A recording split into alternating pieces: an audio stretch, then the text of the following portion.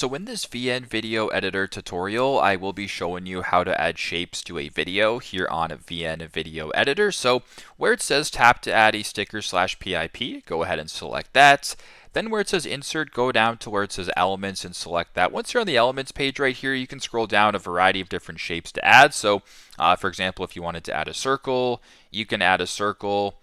Just like that. If maybe you wanted to add something different, you can go ahead and add another shape if you want. So if you wanted to add like a triangle, you can add a triangle as well, just like that. You can change the colors of it, do what you got to do. But if I were to play the video right here, you can now see the shapes that I just added to the video. So pretty simple, pretty straightforward. That's how to add shapes to videos here on VN Video Editor. Thanks again for watching and hope this helps.